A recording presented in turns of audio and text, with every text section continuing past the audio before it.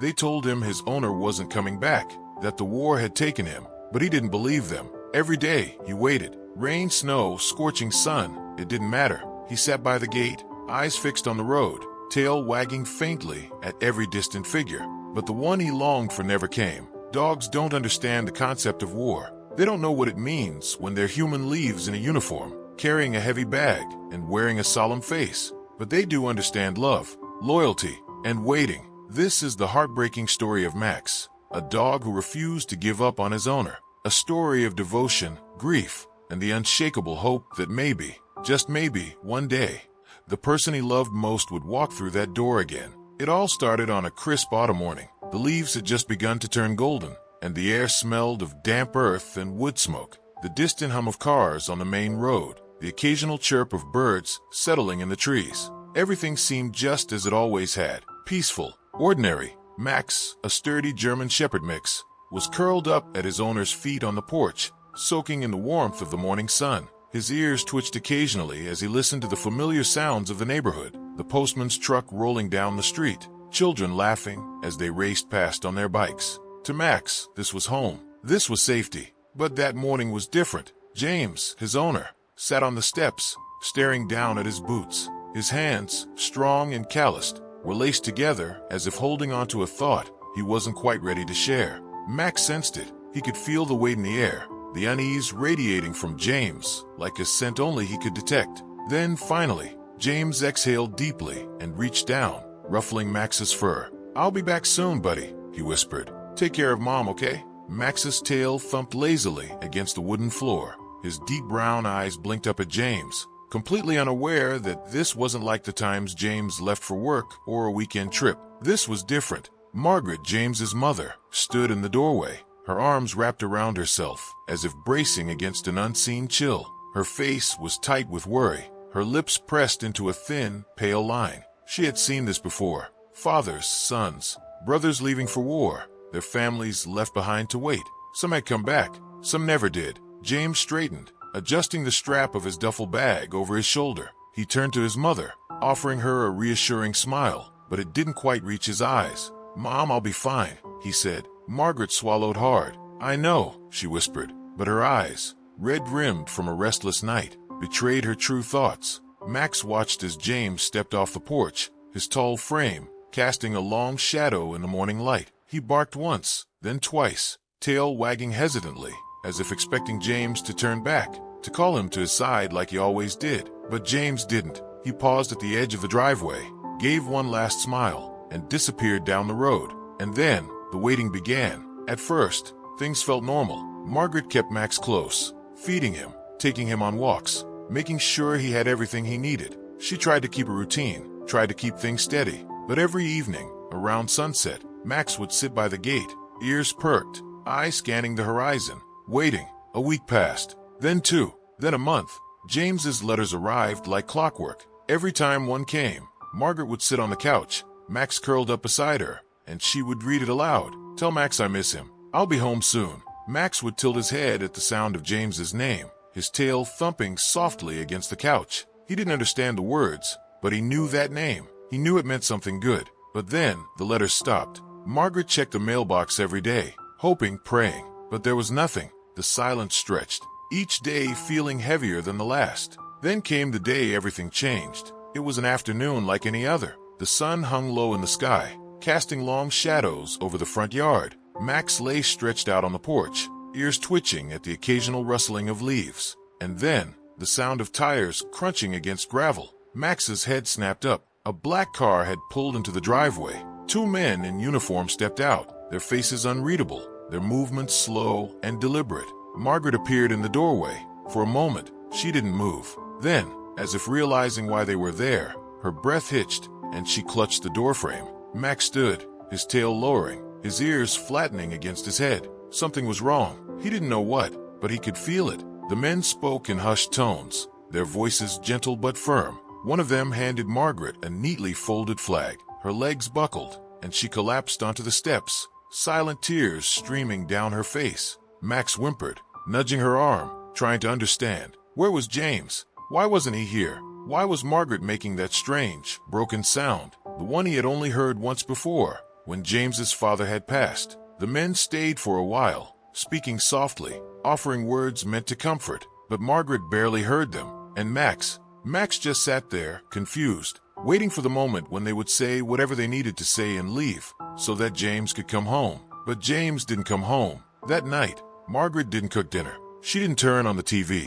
She didn't even move from the couch, where she sat clutching the folded flag in her lap. Max curled up beside her, resting his head on the fabric of James's old jacket, still carrying his scent. He waited. Days turned into weeks, weeks into months. People came and went, offering condolences, bringing food, sitting with Margaret in the quiet. Max ignored them. Every morning, he would wake up, stretch, and trot to the front gate. He would sit there, ears perked, watching every car that passed, every footstep on the sidewalk. He would perk up hopeful, but James never came.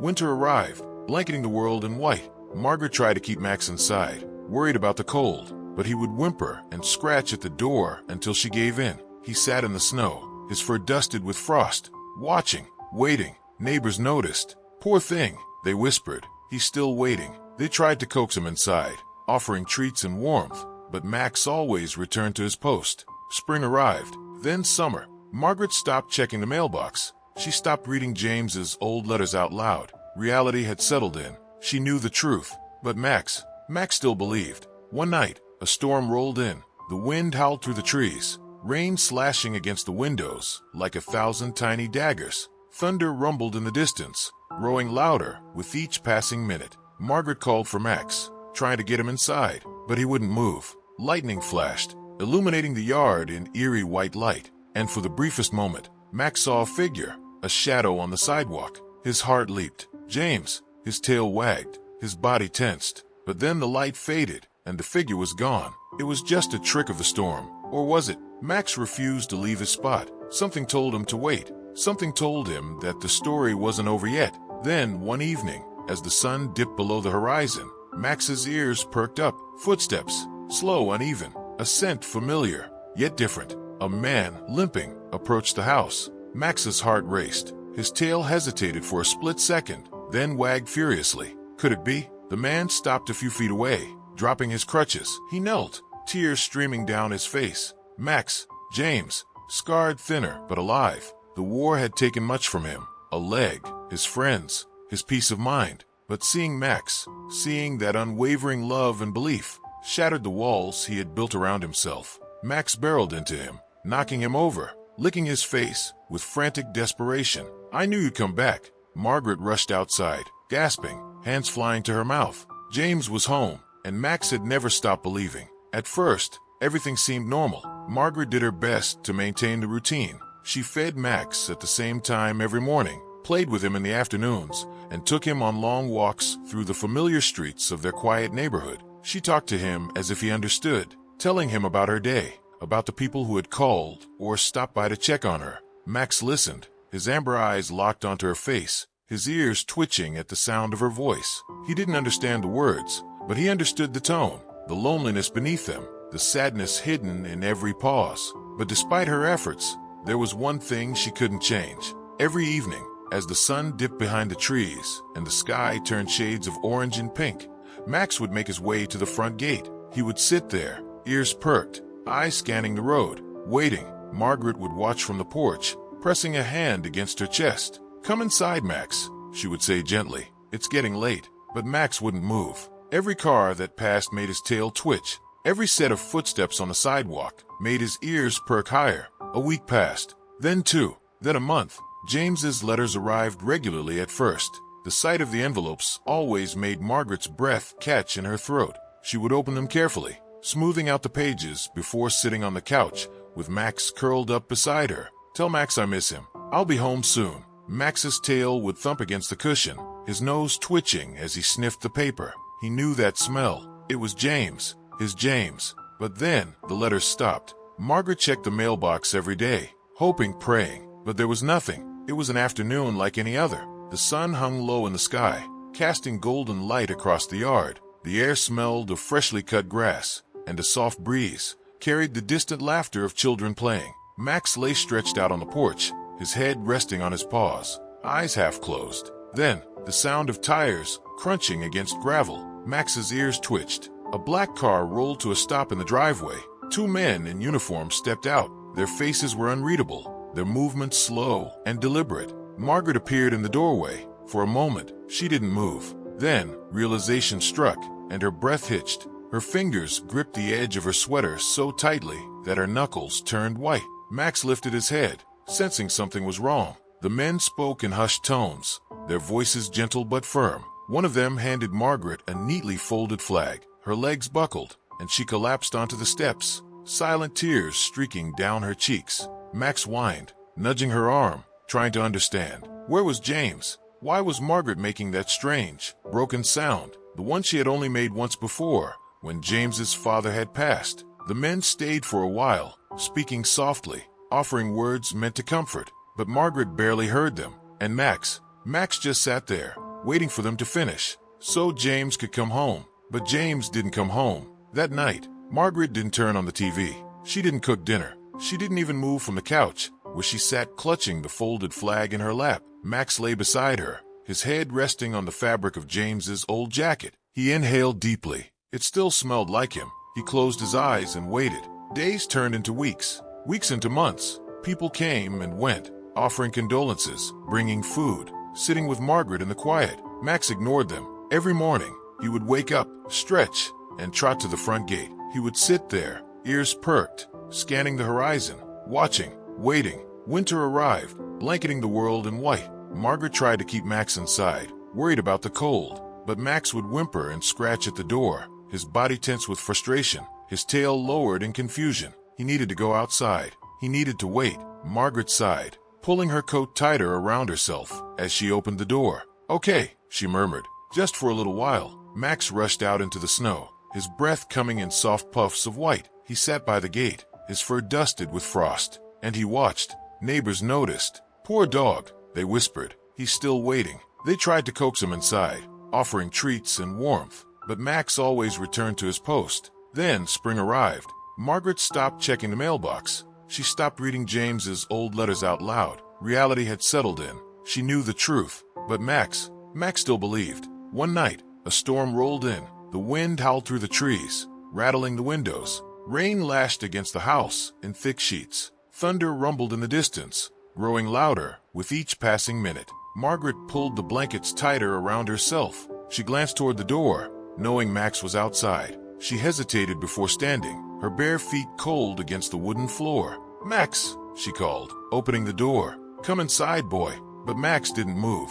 Lightning flashed, illuminating the yard in eerie white light, and for the briefest moment, a shadow, a figure standing on the sidewalk. Max's ears perked, his tail lifted slightly. Was it? Another flash. The figure was gone. Max's body tensed, his heart pounded in his chest. The scent on the wind, it was faint, almost unrecognizable, but it was there. Margaret stepped outside, shivering as the rain soaked through her sweater. "Max, please," she whispered. "Come inside." But Max didn't move. Something told him to wait. Something told him the story wasn't over yet. It was late one evening when Max's ears perked again. This time, it wasn't a passing car. It wasn't the rustling of the trees. It was footsteps, slow, uneven. Max stood, his body trembling with anticipation.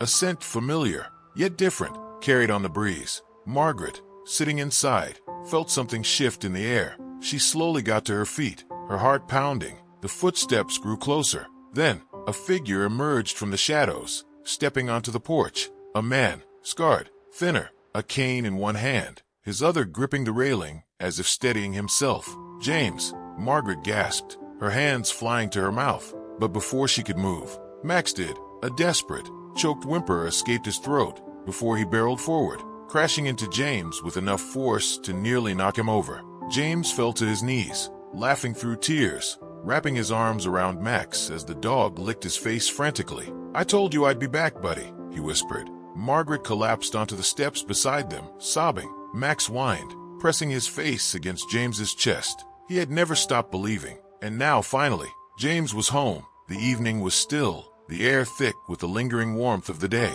The sun had begun its slow descent, casting long, golden shadows across the yard. Birds chirped lazily in the distance, their songs blending with the rustling of the trees. Max sat by the gate, just as he had for months. His once bright eyes had dulled slightly, but the fire of hope still burned deep within them. His ears twitched at every sound, every movement in the distance. He had waited through the heat of summer, the biting cold of winter, and the soft blooms of spring. He had waited through thunderstorms, through the silence of lonely nights, through the heavy, aching sadness that clung to the house. Margaret sat on the porch, watching him, her hands wrapped around a steaming mug of tea. She sighed. "It's been too long, Max," she murmured. "He's not coming back." But Max didn't move. The words meant nothing to him. He knew James. He knew he was coming back. And then, a whisper on the wind, a scent, faint, familiar. Max's body went rigid. His nose twitched, nostrils flaring as he inhaled deeply.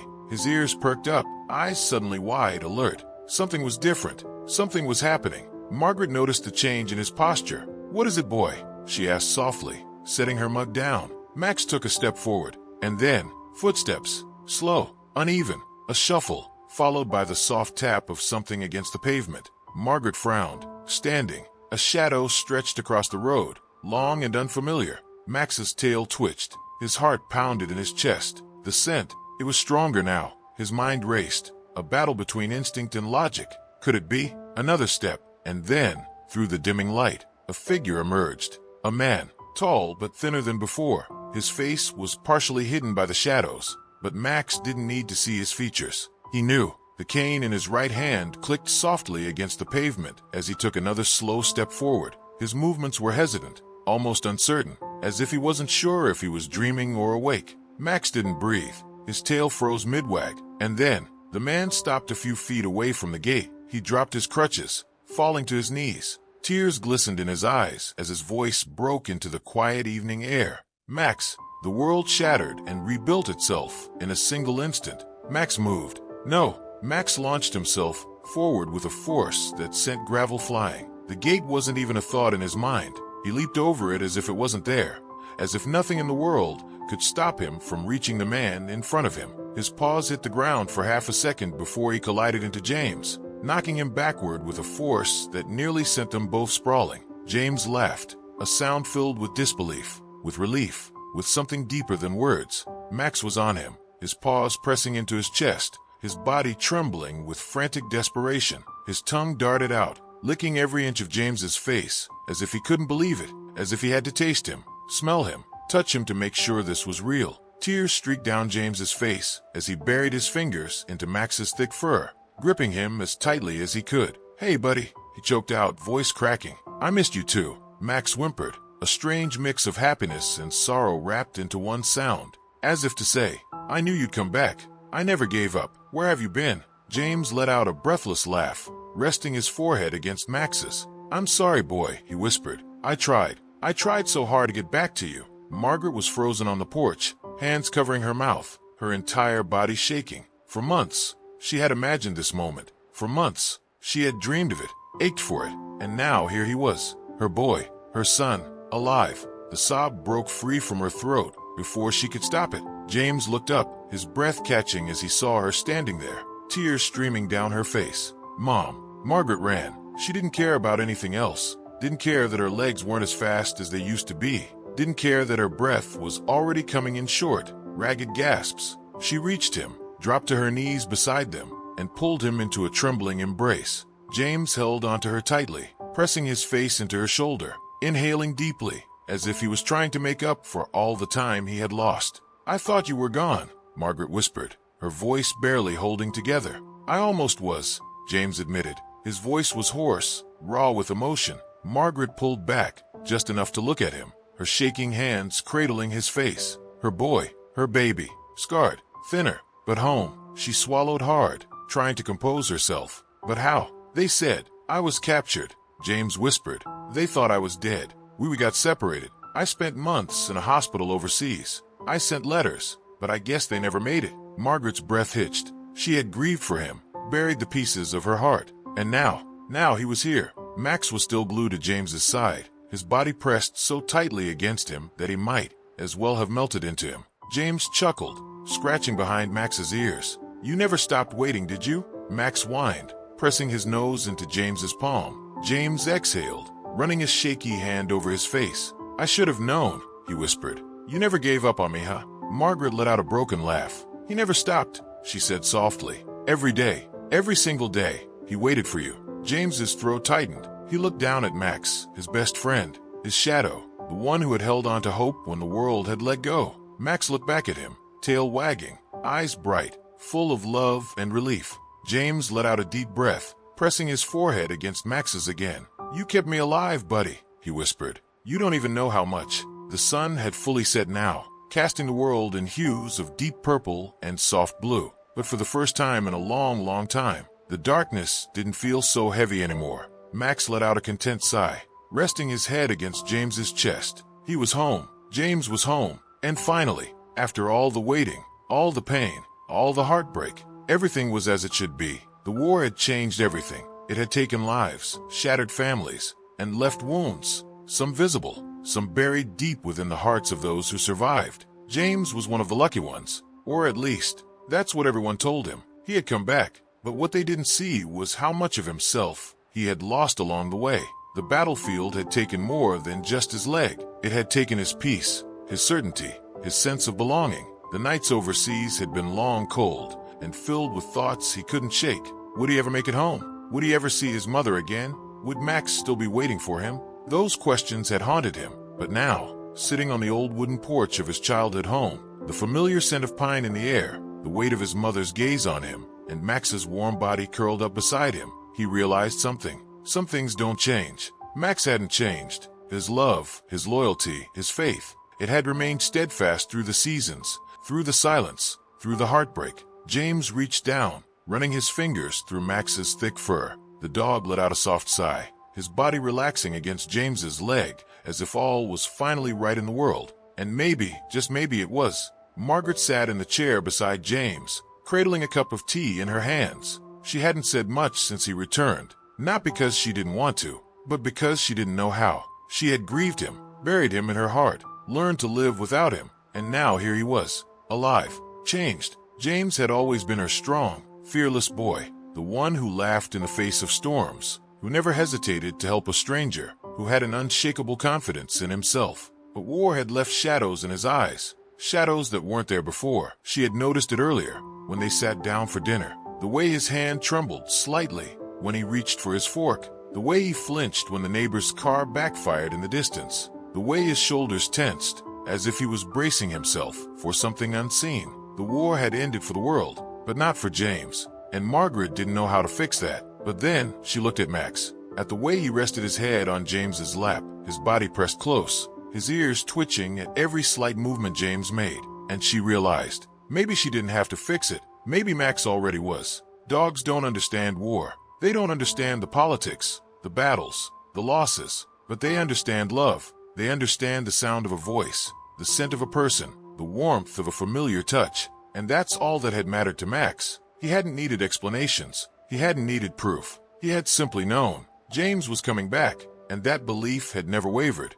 Not when the days stretched into weeks. Not when the weeks blurred into months. Not even when Margaret's voice grew quieter. When the neighbors whispered about how it was time for him to move on. Max had stayed, waited, believed, and in the end, he had been right. James had come home, because of course he had. As the night deepened, a cool breeze swept through the yard, rustling the trees. The stars stretched across the sky, their quiet presence a stark contrast to the restless thoughts running through James's mind. Max shifted slightly, pressing closer, as if he could sense the unease in his owner's heart. James smiled softly. "You always know, don't you, buddy?" he murmured, scratching behind Max's ears. The dog let out a small, contented huff. James sighed, staring out into the darkened horizon. For so long, he had thought about what it would be like to come home. He had imagined it 1,000 times, how it would feel, how it would look, how it would smell. But the reality was so much different. The house was the same, the town was the same, but he wasn't.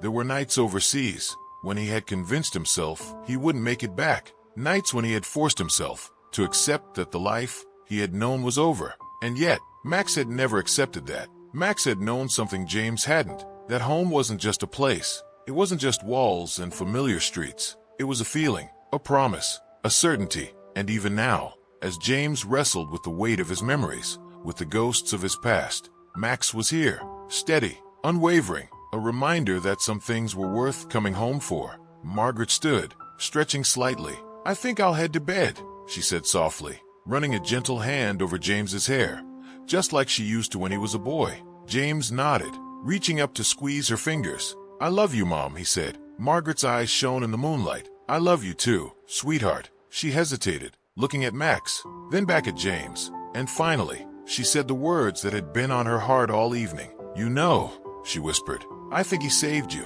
James swallowed, his throat tight. He looked down at Max, at the unwavering devotion in his eyes, at the quiet strength in his presence. And he knew his mother was right. Max hadn't just been waiting for him. He had been his anchor, his lifeline, his reason to keep fighting. James reached down, brushing his fingers over Max's for one last time before letting out a deep breath. The waiting was over. The war was over. And for the first time in a long, long time, he finally felt home. The world keeps moving. Wars end. People grieve. Time stretches forward, pulling everyone along with it. But some things don't fade. Some things remain. Max had waited, not because he understood the war, but because he understood love. And in the end, that love had brought James back. Because, in the eyes of a dog, there's no such thing as lost hope, only waiting and believing. If this story touched your heart, don't forget to subscribe for more emotional pet stories.